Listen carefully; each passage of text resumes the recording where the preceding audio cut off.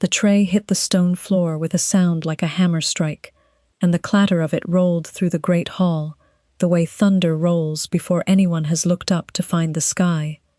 Pewter cups spun in arcs, splashing dark wine across the rushes, and the bread loaves she had carried, 4 of them, coarse-milled, still warm, landed in the filth and stayed there.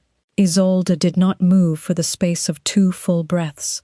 The back of her right hand stung where the beta's knuckle had caught it on the upswing, and she was aware, with the cold precision that comes after years of practicing awareness, that the blow had been deliberate, not clumsy, not the consequence of a distracted arm. Deliberate. She stood with her hands at her sides and her chin level, and she looked at the bread on the floor, and she thought, pick it up, not because it could be eaten, because the alternative was to stand there and be watched, and being watched was the thing she had spent 6 years learning to prevent. She crouched, she gathered the loaves one by one against her chest, and she reached for the nearest pewter cup, and it was then that the beta's boot came to rest on the edge of the tray, pinning it. Leave it, Aldrich said. He was the Alpha King's senior beta, 3rd in rank in the entire Northern Kingdom, and he had a voice built for ceremony, wide and carrying, the kind that filled stone rooms without effort. He used it now at full weight, and she could feel the heads turning, the way you feel a change in wind. Leave it and look at me when I speak to you, server. She looked at him. That was the correct word for what she did. She looked. Not up, because he was barely taller than she was, and she had never in her life voluntarily tilted her chin to make a man feel large. She simply redirected her gaze from the floor to his face, and she waited. You walked through the royal dais corridor, he said. The western servants are the eastern corridor on feast nights. You know this. The eastern corridor is flooded, she said. The drain backed up 2 hours ago. I reported it to the steward. Then you should have waited. The dais table had been without bread for 40 minutes. Something shifted in his expression. Not quite surprise, but its less acknowledged cousin, the faint recalibration of a man who expected less. He had knocked her tray from her hands and pinned it under his boot, and she had answered him with logistics. She watched him decide whether to be angered by that. Your designation, he said. Give it. Isolde. Kitchen rotation, Eastern Wing, 6 years. Omega. Yes. He said it the way men of his rank said it when they meant the word to close a door. Omega, as though it explained the tray, and the corridor, and the bread on the floor, and every other inconvenient truth she had laid in front of him. He was already looking away, already reaching for his wineglass at the edge of the high table, already deciding that the conversation had resolved itself into the correct order of things, when his gaze dropped, as gazes do, following the reflex line of a half-turned body, and landed on her wrist. Her right wrist, the one she had not been careful enough about, the one that had been tucked against her ribs while she gathered the bread, and was now visible, turned outward, catching the torchlight. The brand was not large. It was never meant to be seen. 3 linked rings, clean-edged, burned into the inner wrist with silver-heated iron 11 years ago, when she had been 15 years old and newly inducted into the Shadow Guard of the Western Reaches. The Guard did not exist officially. No document named it. No census counted its members, but every wolf with enough rank to matter knew what those 3 rings meant, and Aldrich's rank was more than enough. His hand stopped moving before it reached his wineglass. She watched his fingers close on nothing. He looked at the brand for a long time, long enough that the table nearest them went quiet, and then the quiet spread outward, the way the wine had spread through the rushes, silently, inevitably, covering more ground than it seemed it should. That is, he said, and stopped. She pulled her sleeve down. An old injury, she said. If you're finished with me, I need to retrieve the cups. He was not finished with her. She could see that clearly. But she was already reaching for the tray, her sleeve back in place, her face returning to the expression she had spent 6 years cultivating, unremarkable and patient and already forgotten. That was 3 hours ago, That was not where the story begins. The story begins 41 days before that night, in the dark, on a road she had no business being on. Isolde had grown up in the lower ward of Ashfen, which was the easternmost holding of the kingdom, and the one that mattered least to anyone with power, a fact that had always suited the people who lived there rather well. Ashfen was a fishing settlement built against a cold cliff face, and it smelled of brine and pine resin, and the particular damp that comes from stone that has never fully dried in living memory. Her mother had been a records keeper for the ward garrison, a woman of methodical intelligence and no social ambition, which was how she had raised Isolde, and which was the most useful gift anyone had ever given her. Her father she did not know. Her designation she had known from birth, the way Omega females always knew, through the quiet, through the way rooms adjusted around her and then forgot she was in them, through the particular register of dismissal she received from wolves who had never looked at her long enough to find a reason for it. Omega. The biology was not her fault, and she had never wasted time treating it as a wound. What she had instead was her mother's mind and her mother's training, and, at age 15, a recruiter from the Shadow Guard who had come through Ashfen, following a trail of competence the way hunters follow scent. The Guard did not want soldiers. It wanted people who could move through spaces unnoticed, read a room's politics in the time it took to cross it, remember everything, and hold it. She was all of those things. The brand had hurt less than she expected. The work had suited her exactly. She had served the Guard for 3 years in the Western Territories, and then the Western Territories had collapsed, not in battle, not in any single dramatic rupture, but in the slow political dissolution that happens when a king dies without a named heir, and the lords who fill the vacuum disagree about everything except their contempt for whoever held the position before them. The Guard was disbanded informally, its members scattered, and Isolde had spent 6 months understanding that she was now a woman of 21, with a brand on her wrist that meant nothing to anyone who was not already dead or gone, and a set of skills that could not be listed on any document without drawing the kind of attention that gets quiet people killed. She had come to the royal capital 3 weeks after the dissolution. She had obtained a kitchen position at the palace of King Evander, the Alpha King of the Northern Territories, who had held the throne for 7 years, and who was, by all credible accounts, the most politically stable force remaining in the kingdom. She had obtained it by being competent and small and easy to overlook, which were the same tools she had always used. She was 21. She made herself 23 on the employment record, because it closed certain questions. She kept her right wrist covered, and her mouth useful, and her eyes open, and she learned the palace the way she had learned every other space she had occupied, entirely, quietly, without being asked to. 6 years. She had been in the palace kitchen 6 years before anyone thought to put her on feast night rotation, which meant 6 years before she walked the wrong corridor for a legitimate reason, and Aldrich's knuckle found the back of her hand. But 41 days before that night, the thing that would undo the careful 6-year architecture of her invisibility had already begun. It had begun with a pup. She found him on the old drover's road, east of the palace walls, half buried under a fallen pack frame, the canvas weighted with ice, and the temperature already at the level where bare skin stops reporting pain, because pain costs heat it cannot afford. He was perhaps 3 years old, perhaps less. Wolves that young are difficult to age precisely. The body knows its designation before the face knows its expression. He had gone very still by the time she reached him, the way cold-threatened pups go still, not sleeping but somewhere adjacent to it, the body making its economy. He smelled of nothing she recognized, no pack scent, no household mark, nothing on him that said, "Here is where he belongs." She had been out because she had seen a figure drop something from the east wall, a figure she had later decided was a message runner for one of the lesser lords, though she had never confirmed it, and her instincts, which were the guard's instincts and therefore not the instincts of a kitchen worker, had taken her out the postern gate to look. She had not found the message. She had found the pup instead. She stood in the freezing dark on the wrong road, with a child she did not know, and she did the calculation, the way she always did.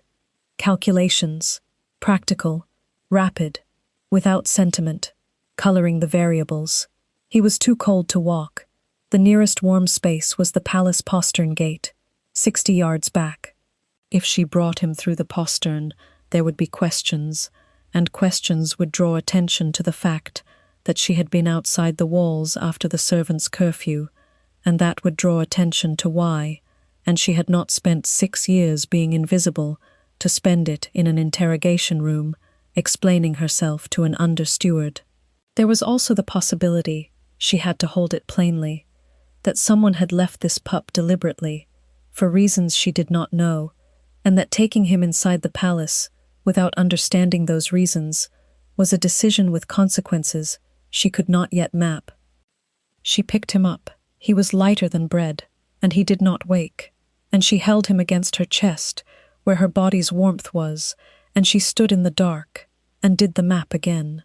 60 yards to the postern, where there would be questions, or 300 yards to the old tanner's outbuilding past the East Bend, which was disused and had a door and a partial roof, and she had noted it 18 months ago, the way she noted everything. She had noted it as possible emergency shelter, dry if not warm, accessible without a gate. She went to the outbuilding. She wrapped her own coat around the pup and spent 20 minutes getting his temperature back to something she could measure by the return of small movements, a finger curling, a breath that caught and deepened. She rubbed his hands between hers, which were cold enough now to be nearly useless, but still capable of friction. She did not call for help. Calling for help required an explanation, and she was not ready to build one. He woke at some point in the second hour. He looked at her with the unfocused intensity of very young children and very old animals, both of whom see more than they can name. He said nothing. She said, "You're all right. Stay still," and he accepted this with the gravity of someone who has recently survived something and knows it. She kept him in the outbuilding for that night. She returned at dawn with food from the kitchen stores, not stolen, accounted for as spoilage, a distinction she maintained scrupulously, and blankets that she had reason to carry as part of a legitimate linen rotation. She had asked no one for permission. She had told no one the outbuilding existed. She had visited him every day for 41 days. It was not a plan she had made. It was a plan that had made itself, the way all her best plans had always made themselves, from the available materials and the only acceptable outcome. The acceptable outcome was, the pup stayed warm, stayed fed, stayed hidden, until she could determine who he was and where he needed to go, without exposing either of them. That was the outcome she worked toward, every day for 41 days, and it was on the 41st day, returning from that outbuilding in the dark, that she had used the western corridor, and Aldrich's knuckle had found the back of her hand. She had been covering a secret for 41 days, and she had been doing it in perfect silence, and then a man with a boot and a bad temper had looked at the wrong angle, at the wrong moment, and everything had shifted, though she would not know how much until morning. She returned the tray to the kitchen that night, and she washed it, and she put it back on the rack, and she went to her sleeping room, a small, shared room in the Eastern Staff dormitory, which she had to herself most nights because her rotation ran late. And she lay on the straw mattress with her right arm against her chest, and she stared at the ceiling, and she thought about the pup, who was too cold again, she suspected, because the temperature had dropped past what the single blanket she had left him could manage, and she had not been able to go back tonight because of Aldrich's eyes on her, and if she thought too long about whether he was cold, she would get up and go, and going tonight was the thing she could not do. She thought about it until the thought became a kind of grinding mechanical thing with no new information in it, and then she made herself stop. Tomorrow at first light, she would go. She would bring the wool blanket she had been saving. She would bring more food. She would solve the next problem, which was the drain in the eastern corridor, and the one after that, which was Aldrich's expression when he had looked at her wrist, and the one after that, which was whatever came from the expression she had seen on his face when she pulled her sleeve down, which was not relief, and was not dismissal, but was something slower and more dangerous. She slept because she needed to sleep, and sleeping was a practical act, and she had always been practical. In the morning, the steward summoned her. The steward's name was Calvert, and he was a practical man himself, which she had always respected about him, even though his practicality had nothing to do with her welfare and everything to do with the palace running without incident, on a budget that was slightly too small for its ambition. He told her, without ceremony, that she had been reassigned from kitchen rotation to the upper hall serving staff, effective the next feast night, 3 days from now. On whose authority? She said. Beta Aldrich's. She looked at him. He looked back with the expression of a man who has delivered a message he did not compose and does not intend to interpret. Is there a reason given?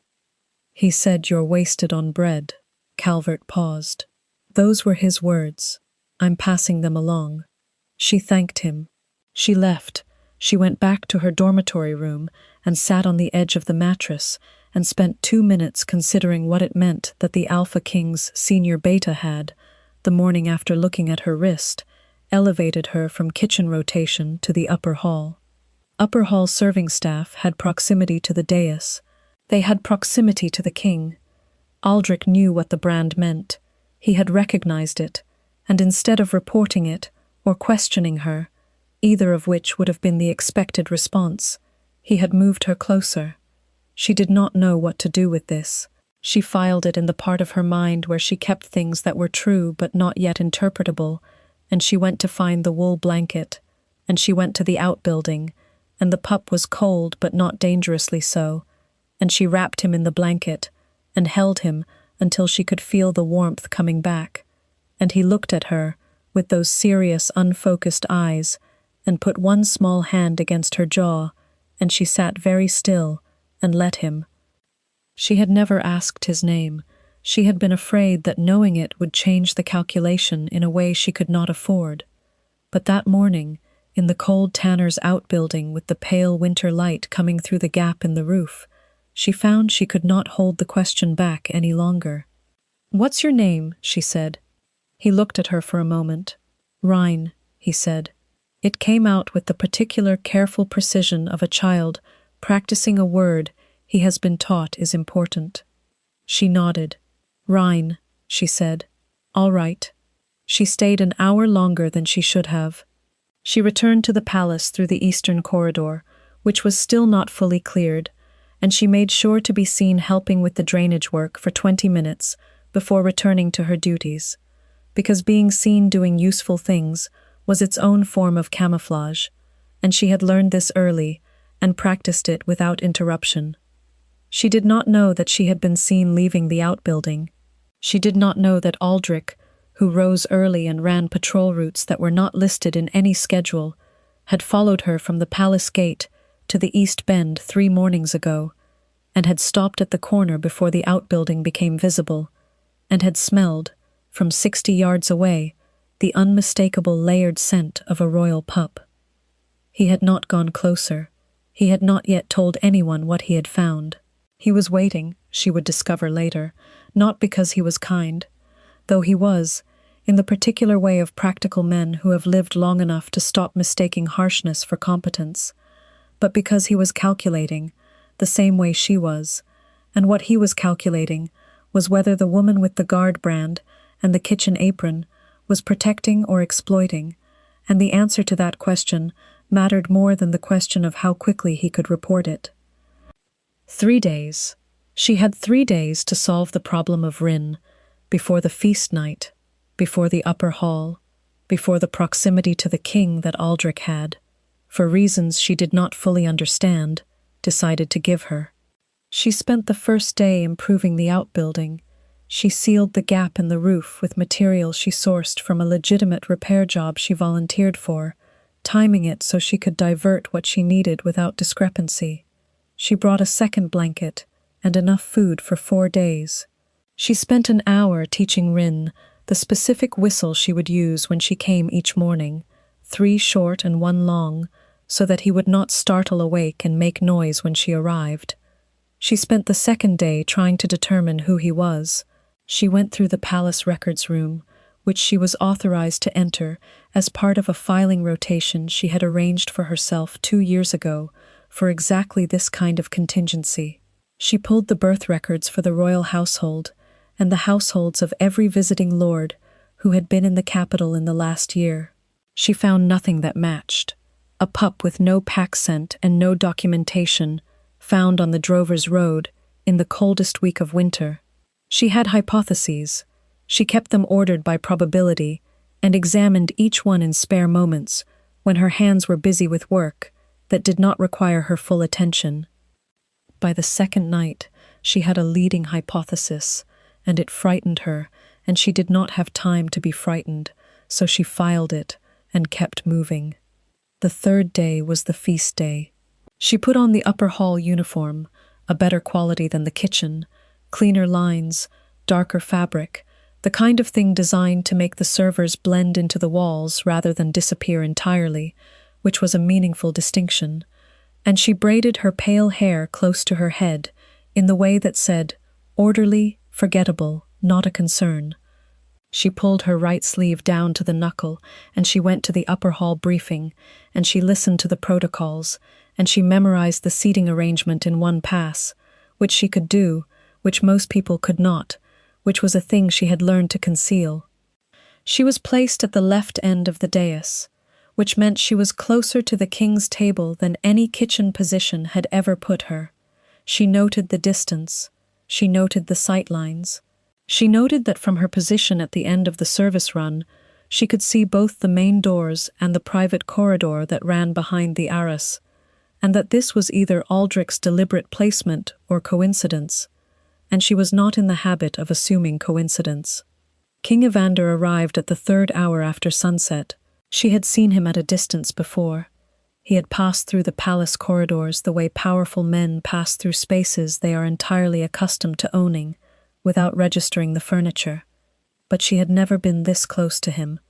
He was taller than the throne made him appear from a distance, which was itself a significant observation about the throne's design.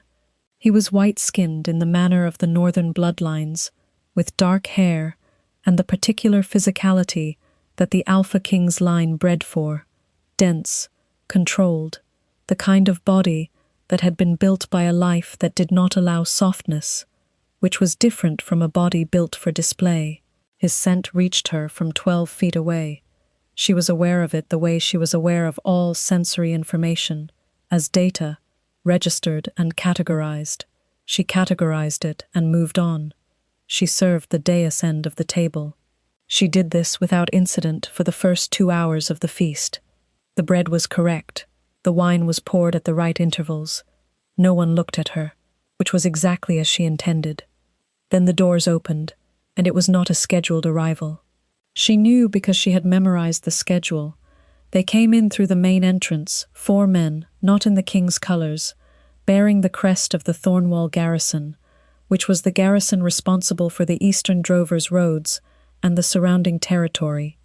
The captain spoke to Aldrich, who was stationed near the doors, and she watched Aldrich's face from across the hall, and she read it the way she had been trained to read faces, which was as a series of muscle events rather than a performed expression, and what she read was confirmation of a suspicion he had held for longer than tonight. She did not wait to hear what they were saying. She already knew.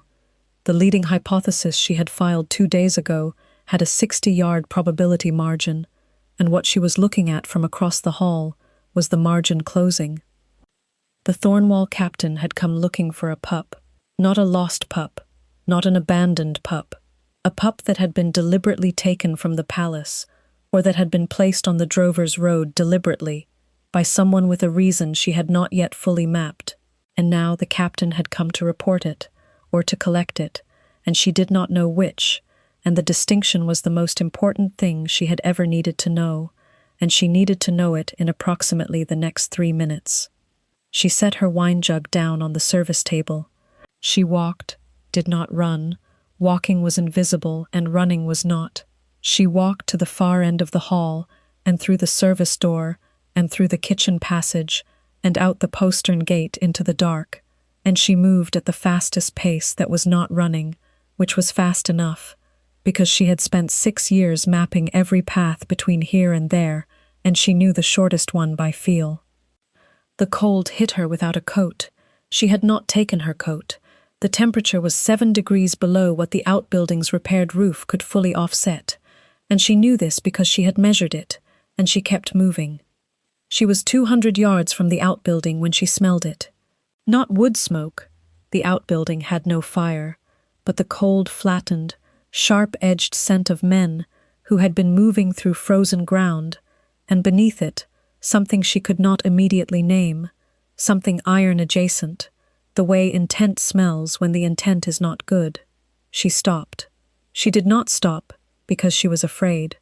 She stopped because stopping was the correct tactical response when the information you are receiving is incomplete, and the cost of proceeding incorrectly is irreversible. There were at least 3 of them, she determined, and they had reached the outbuilding before her, and she could hear, barely at this distance, with the wind working against her, the sound of the door. She moved. She could not run into the outbuilding without knowing what she was running into, so she moved to the side of the building, the wall without the door, and she pressed herself against the stone, and she listened. 3 voices. Thornwall Garrison accents, one asking where the pup was, one saying he was not here, one saying he had been here, look at the blankets, look at the food, and the first one saying, then who has him, and the second one saying, someone in the palace, and then a silence, and then, find her. She was already moving when the door opened. She went left, toward the cliff path, because the cliff path was terrible, and she knew it, and they did not, and the dark was total enough that familiarity was the only advantage left. She ran. The cold in her chest was the concrete kind, the kind that stops being a sensation and starts being a structural fact, and she breathed through it with the control she had learned at 15 and practiced without interruption for 11 years. She did not think about where she was going, because she already knew, back to the postern, back to the hall, back to the dais, not because it was safe, because the only thing worse than what was behind her was leaving Rin in the palace with no one who understood what was happening. She did not know that in the great hall the king had just gone still. He had been listening to the Thornwall captain with the particular quality of attention that looks like stillness but is not stillness, is instead a very concentrated form of motion that has nowhere yet to go, and then, in the middle of a sentence he was hearing and parsing and already finding insufficient, something changed. Not in the room, in the air, a scent, attenuated by distance and the cold that came through the postern door someone had left ajar, a scent that reached him the way a frequency reaches an instrument, tuned to receive it, not gently, not gradually, but as an immediate resonance in something older than thought. His wolf knew it before he did. It always worked that way. The wolf named it in one syllable and then went very, very quiet, the way it went quiet when it was absolutely certain of something and was waiting for the man to catch up. Evander set his goblet down. He turned his head toward the postern. Aldrich, who had been watching him from across the hall with the look of a man confirming a hypothesis, crossed the room in 12 strides. She went out, Aldrich said quietly. The server from the end of the dais. She went out the postern 3 minutes ago. Alone. Yes. And the Thornwall men? They went through the main gate 20 minutes before they came to us. I didn't put it together until now. Evander looked at the postern door for 1 additional second. Then he moved. He did not explain himself to the room. He did not need to. Aldrich followed him, and 2 of the king's household guard fell in behind Aldrich without being told, because that was what the king's body did when he moved with intention. Everything arranged itself around it. Outside the postern, the cold was the kind that had weight. Evander stopped on the stone step and tilted his head and found the scent again immediately, stronger now, and it was doing something it had not been doing inside. It was moving, and moving fast, and underneath the bass note of it, there was the acid sharpening that his wolf had spent 7 years teaching him to read without error. That was fear, controlled fear, the kind she was managing rather than drowning in, which was itself a piece of information about who she was, but the fear was there. He went after it. He moved quickly, and without sound through the dark, and in less than 2 minutes, the scent trail turned toward the cliff path, which was not where a person ran if they were running at random. It was where a person ran if they knew the terrain, and that was another piece of information. He was running now, and Aldrich was behind him, and the guards behind Aldrich, and the cliff path opened below the east bend in the road, and he could hear, there, the sound of her breathing, measured, controlled, too controlled for a person who had not been trained, and below that, the sound of pursuit, 3 sets of feet, too close. He came around the bend at the top of the cliff path in time to see her. She was 12 feet below him on the path, and she had stopped, and the reason she had stopped was that 2 of the Thornwall men had come around the lower curve and were blocking the path ahead of her, and the 3rd was behind her, and she was standing with her back to the cliff wall and her chin level, and she was, despite everything, not making a sound. "Evander," Aldrich said, very low, from behind him. "I see her," Evander said. He said it in a voice he did not use in the hall. It was quieter than his hall voice, and it carried further, which was the quality that his wolf gave it, when the wolf was fully engaged, and the man had stopped arguing. It reached the path below. He saw her look up, and for the first moment since she had entered the hall 3 hours ago, he saw her face fully, pale, precise, set with the particular calm of someone who has decided not to spend what she does not have, and it confirmed what the scent had already told him, which was everything.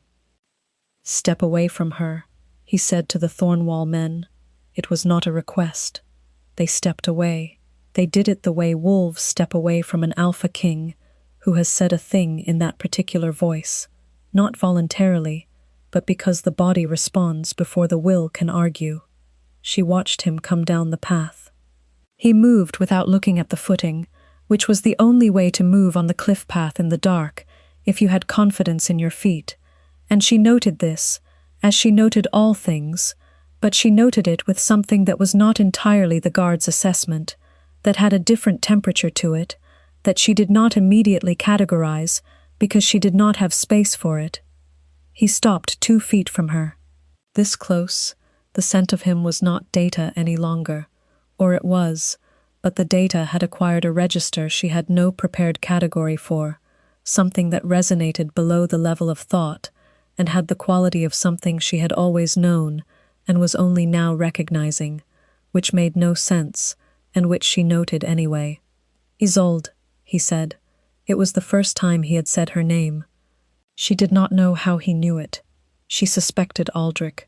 She suspected a great many things, but they were behind her now, all of them, because what was in front of her was the Alpha King, at 2 feet's distance in the dark, looking at her with the expression of a man who has arrived somewhere he did not know he was going, and finds, to his own surprise, that this is exactly where he was supposed to be.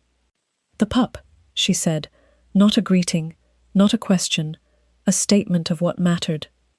"Rin," Evander said, and the way he said the name told her everything she needed to know about whether the leading hypothesis was correct. It was. The pup on the drover's road, with no pack scent and no documentation, was the king's own blood, a natural son, 2 years old, placed there deliberately by someone in the household who had reasons they had not yet fully answered for. She had been protecting the Alpha King's son for 41 days in a tanner's outbuilding on the wrong side of the postern gate, and neither of them had known the other's piece of it. "He's in the palace," she said. "I didn't leave him in the outbuilding. I brought him in 4 days ago, when the temperature dropped below what the roof could hold. He's in the linen store behind the east dormitory. He's safe." Evander looked at her for a long moment. He looked at her the way the wolf looks at a thing it has recognized, completely, without glancing away, without the social negotiation that makes looking at someone a thing you do in installments. "How long?" he said. 41 days. He said nothing. The cliff path was very cold and very dark, and the Thornwall men were very still at the edge of it, and Aldrich stood at the top of the path with the expression of a man who has confirmed something he has been working toward for 3 days and is deciding what to feel about being right. "You fed him," Evander said. It was not a question. "Yes." "You kept him warm." "Yes." "Alone." "Yes." He exhaled. The sound of it in the cold was a measured thing, the release of something held at pressure for longer than tonight. His wolf, which had been perfectly still since the recognition, said one word in the oldest register of his blood, and he let it say it, and then he said it himself, quietly, without the ceremony that the word usually came with. "Mine," he said. And then, because he was a man as well as a wolf, and the man had spent 7 years learning to mean more than one thing at a time, "She's mine, Aldrich. Mark it." Aldrich said, "Already have, my king." She stood in the cold with her right sleeve pushed back, the brand visible in the moonlight, and she looked at Evander, and she thought, "I have a great many things to say about this, and none of them are available at this moment, because my chest is cold, and my hands have stopped reporting sensation, and the only thing I am capable of feeling clearly is the fact that there is a person 2 feet in front of me who is looking at me as though I am a thing he was looking for and did not expect to find."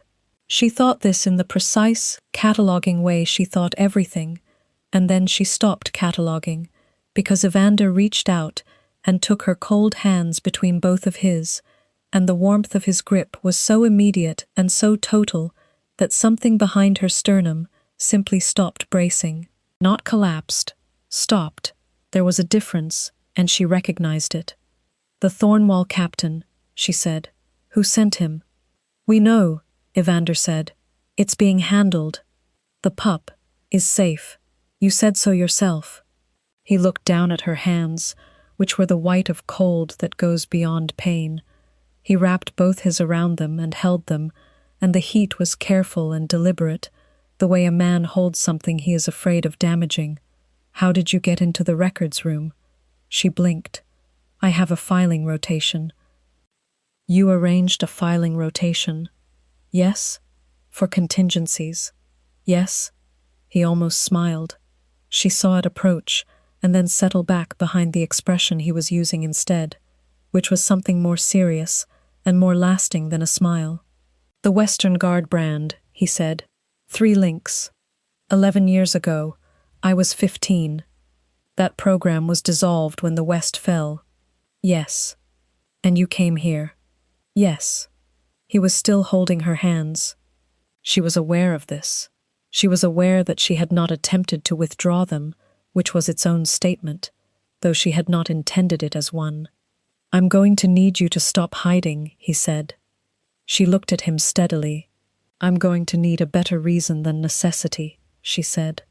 "I'm capable of hiding indefinitely." He did look at her now, with something that was precisely the smile he had been keeping back. It was a small one. It fit him. "I know," he said. "That's the problem." They went back through the postern together, and Aldrich met them at the gate, and the household guard fell in around them, and the Thornwall men were taken separately, and none of it was the kind of resolution that arrives cleanly, with every thread accounted for, because nothing in her experience ever arrived that way.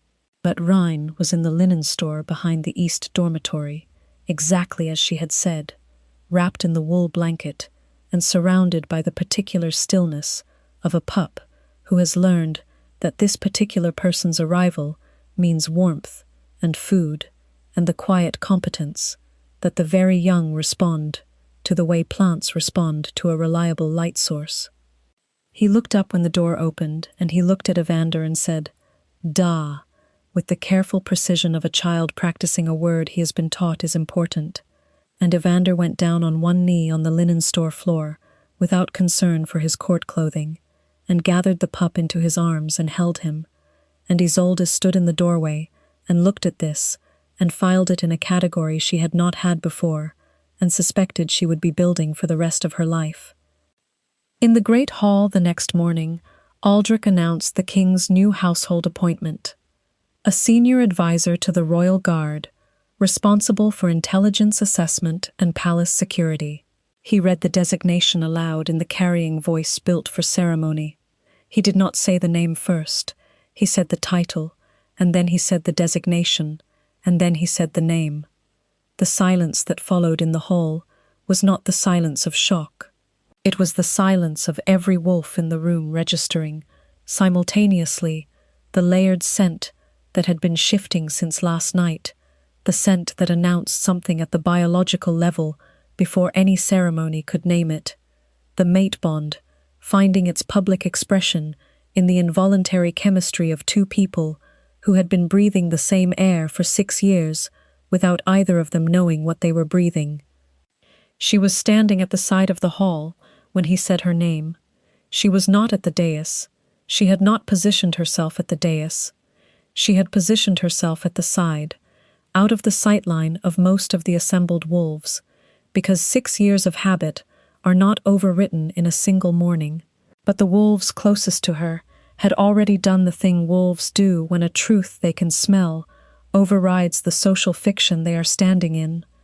A half-step of deference, small and involuntary, spreading outward from where she stood, the way the wine had spread through the rushes the night before, silently, inevitably. She walked to the dais because it was correct to do so when your name had been called, and because she had spent 11 years training herself to move toward the thing she was required to face, and because Evander was standing at the high table looking at her with the expression she now had a category for, and the category was, "The place I was looking for, found." Aldrich, when she reached the dais, gave her a look of the particular quality of a practical man who has been right about something and intends to carry it quietly for the rest of his life. She gave him the small nod that acknowledged this without embellishing it. He returned it. She took the position to the king's left that was indicated by the appointment, and she stood there, and the hall continued, and the business of the kingdom resumed, and she was not invisible any longer. She was not sure when she had stopped being invisible exactly. She thought perhaps it had been on the cliff path, or perhaps in the linen store, or perhaps when a pup on the wrong road had looked up at her from under a frozen pack frame and said nothing, and she had picked him up anyway. She was not sure it mattered when, only that it had. The weeks that followed were not simple. Nothing in a palace was simple, and she had never expected simplicity. The Thornwall captain's employer turned out to be a lord who had been running a succession gambit since Rhine's birth, hoping to remove the king's bloodline from the succession long enough to establish a rival claim, and the unraveling of that gambit took 11 more days of exactly the kind of work she had been trained for and had been doing in secret for 6 years, and she did it now, without the secret, which was different in ways she was still measuring. Evander, she discovered, asked better questions than she expected, and listened to the answers with the focused entirety of a man who has decided that a thing is worth his whole attention, and she found this harder to manage than almost everything else that had happened, because she had been prepared for dismissal and not prepared for that. Rhine's parentage was formally documented on the 12th day. The succession was secured. The lord responsible for the gambit was tried under pack law, and the trial was clean and quick, and followed the protocol exactly, and she observed every minute of it, because observation was still her primary tool, and she was still building her map of the space she was in. She also, on the 3rd night of those weeks, allowed Evander to put his hand over hers again, this time without the cold as a reason. this time simply because he reached for her hand and she did not move it, and then they sat for a while in the room, adjacent to the king's council chamber, where the fire was good, and the cold from the previous night had not fully released from the stone, and she thought about 41 days in a tanner's outbuilding, and what she had known then, and what she had not known. And outside the window the moon was full and perfectly indifferent, and she had always liked the moon, its quality of being constant without being interested, which was a quality she had tried to cultivate in herself for years without fully achieving it, and which she suspected, sitting next to Evander with his hand over hers, she was not going to achieve now either. She did not mind.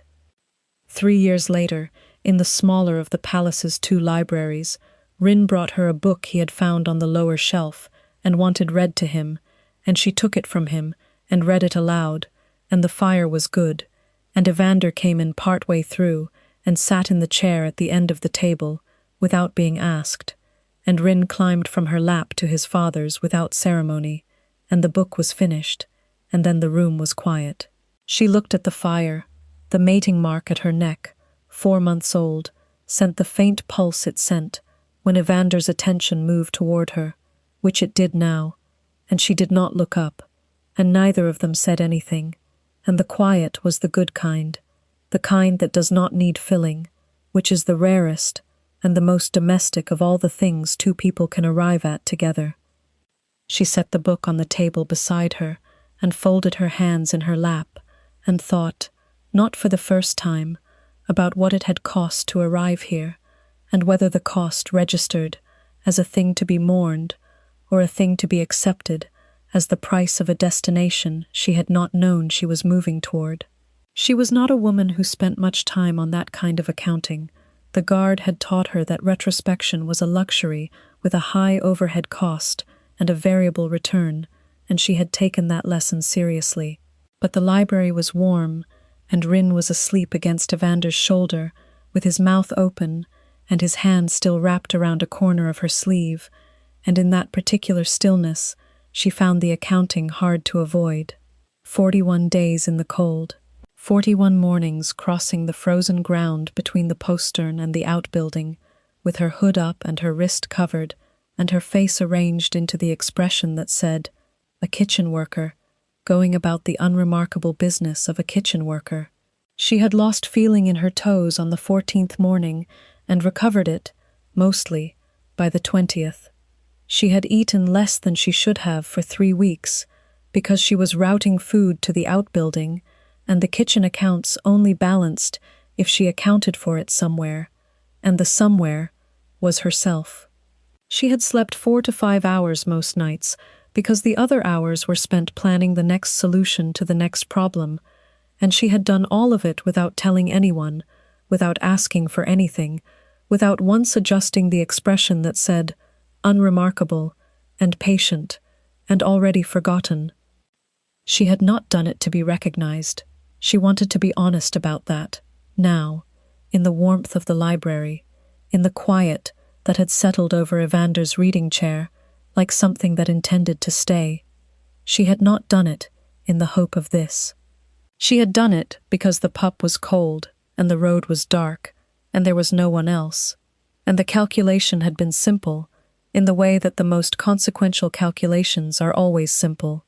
This outcome is acceptable, and this one is not, and that is sufficient to determine the next step. But it had led here, the guard brand on her wrist, and Aldrich's boot on the tray, and Evander on the cliff path in the cold, saying her name in the voice his wolf gave him when it was absolutely certain. It had all led here, and here was Rin's, asleep against a warm shoulder, and the fire doing what fires do, and the silence not requiring anything of her, and she was still not sure what to do with that as a fact. She suspected she would be working out what to do with it for the remainder of her life, which was, she had recently concluded, an acceptable arrangement. Evander's hand moved. He did not wake Rin. He moved his hand from the armrest to the table, an inch at a time, with the deliberateness he brought to everything. He did not want to appear deliberate, and he set it, palm up, on the table between them. She looked at it. She looked at the fire. She put her hand in his. "You did it again today," he said. She knew what he meant. The drainage issue in the East Passage was going to take 3 more days the way the crew was running it. I adjusted the sequence. You adjusted it without telling anyone. You'd adjusted it. I told the crew foreman, and not the steward. The steward would have required an explanation, and the explanation would have taken longer than fixing it. He was quiet for a moment. "You could tell me," he said.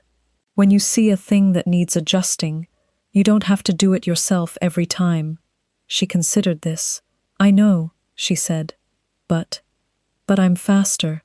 He made a sound that was not quite a laugh. It had the quality of a laugh that had decided, at the last moment, that the situation was too accurate to be funny. "You are faster," he said. "I'm not arguing that." "Then what are you arguing?" "I'm not arguing anything. I'm asking you to let someone know. Let me know." He turned her hand over in his. Not pressure, just the slight adjustment of a grip. "I spent 6 years in the same building and didn't know you existed." "You knew I existed. I knew the kitchen had staff." She was quiet for a moment. "That was the intent," she said. "I know. I'm not blaming the intent. I'm telling you the intent can retire now." He looked at her with the directness she had been adjusting to for 3 years and suspected she would be adjusting to for 30 more. "You don't have to be invisible to be safe here." She did not answer immediately. Rin made a small sound in his sleep and resettled, and the fire shifted, and outside the library window the moon was up and white and constant, and she felt the mark at her neck give the faint involuntary pulse that it gave when Evander's attention was on her fully, which it was. "I know that," she said finally. "I'm learning to know it." He accepted this. That was the thing about him she had not anticipated and could not have predicted from the outside. He accepted the honest answer, even when the honest answer was partial. He did not require her to perform a certainty she had not reached. He had never once, in 3 years, asked her to be other than exactly what she was, which was a woman who trusted the evidence and moved towards certainty in careful increments, and had not yet determined whether the speed of that process was a flaw or simply a fact. She thought it was simply a fact. She thought he had arrived at the same conclusion from his side, because he was a man who did his own accounting honestly. "The court wants to formalize the advisory role," he said, shifting, "in writing, with a title that carries weight outside the palace walls." Aldrich drafted the language. "I saw it. And? It's good language. He's thorough." She paused. "It names the guard brand explicitly, as a credential." "Yes. That will interest the Western lords." "Yes," he said. "That is partly the point." He looked at her steadily. "Is it a problem?" She thought about it. The guard brand had been her greatest liability for 6 years. The thing she had kept covered, the thing that Aldrich's inadvertent angle of view had nearly exposed, the thing she had rebuilt her entire operational posture around concealing. And now it was being proposed as a credential, public and formal, in a document that would carry the king's seal to every corner of the kingdom. "No," she said, "it's not a problem." She meant it. She checked whether she meant it, the way she always checked, running the statement against the available evidence, looking for the gap between what she said and what she believed, and she found no gap. The guard brand was the mark of a thing she had done at 15 years old, in good faith, for a structure that had not survived. The work it represented had never been the problem. The hiding had been the problem, or rather, the necessity of the hiding, which was a different thing, and was now, as Evander had said, eligible for retirement. "The Western lords," she said, "the ones who'll take notice, Davin's house and the Morath holding, specifically. They'll read it as a signal about the reconstruction of the intelligence network." "Yes. You want them to read it that way." "I want them to read it accurately," he said. "The network is being rebuilt. You're the one rebuilding it, The only question is whether we're honest about that fact." She considered the fire for a moment. "Aldrich is going to be insufferably satisfied with himself when I tell him the language is approved." "He already is. He's been this way for 3 years." He confirmed a hypothesis. He paused.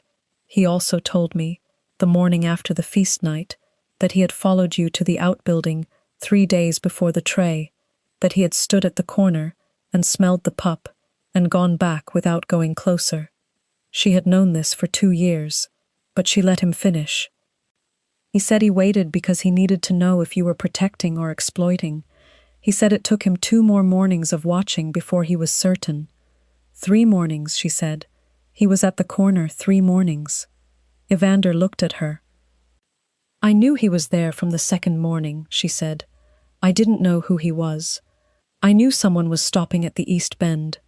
I adjusted my departure time on the 3rd morning to give whoever it was a cleaner sightline, because if they needed to see it to believe it, I wanted them to see it clearly." Evander was quiet for a long moment. Outside, the wind moved through the courtyard, and the fire answered it with a brief lateral bend, and Rin slept on. "You gave him a cleaner sightline," Evander said. "Yes. You didn't know it was Aldrich." "No. You didn't know what the person watching would do with what they saw." "No. But you gave them the sightline anyway. The only version of that situation in which I am not eventually caught is the version in which someone with authority decides I am worth not catching," she said. "I could not control whether that happened. I could control whether they had enough information to decide accurately." He looked at her for a long time. The mating mark gave the pulse again, warmer this time, deeper, the kind it gave when he was feeling something that his face was only partly showing. She had learned to read the mark the way she read everything, as data, precise and reliable. The data it was currently giving her was not ambiguous. "You are the most extraordinary person I have ever known," he said, not loudly, not in the ceremonial voice. In the voice he used in rooms without an audience, the one that had no performance in it. She looked at the fire because looking at him directly, when he said things in that voice, was still, after 3 years, something she managed rather than something she was easy with. She was working on it. She was working on a great many things simultaneously, and she had found, somewhat to her surprise, that the working itself had become something she did not want to be finished with. There was a satisfaction in the process that she had not anticipated, in the incremental measuring of a thing she had not known she was measuring. "The document," she said, after a moment. "Aldrich's language. Tell him it's approved, with one revision." "Which?" "Add the Eastern Ward garrison. Ashfan, my mother's posting, the records keepers there, have been operating without formal protection for 11 years. They should be covered under the same network authority." He looked at her with the expression she had the category for. "Done," he said simply. She nodded. She turned her hand in his, so that her palm rested against his, rather than inside it, a small adjustment, a difference in the orientation of the grip that was nevertheless a different kind of thing, and she felt his fingers close, and she let them. Rin made a sound that was nearly a word and resolved into something wordless and satisfied, and his hand, still wrapped in the corner of her sleeve, tightened briefly and then released, and she looked at him, at the small, serious face and the pale hair that was going to be dark, like his father's when it came in fully, and she felt the thing that had no guard category and had never needed one. She felt it plainly, without cataloguing it, which was the closest she came to ceremony. The fire burned down over the next hour, without either of them moving to add wood, until it was the low, steady kind that does not need tending, that has settled into itself, and knows how long it will last. Evander carried Rin to his room and returned, and she was still in the chair, and he sat across from her in the reading chair, rather than moving them both towards sleep, because he understood, after 3 years, that she was in the middle of a thought, and it was more useful to let her finish it than to interrupt it with logistics. She finished it. She looked at him. "Thank you," she said. It was not a thing she said easily, and he knew it. He received it without enlarging it. "The bread on the floor," he said. "That's what Aldrich told me first," he said. She picked it up, my king, piece by piece, and then she answered me with drainage schedules. He said he knew before he looked at her wrist. She considered this. "He moved fast," she said. "The reassignment, the upper hall.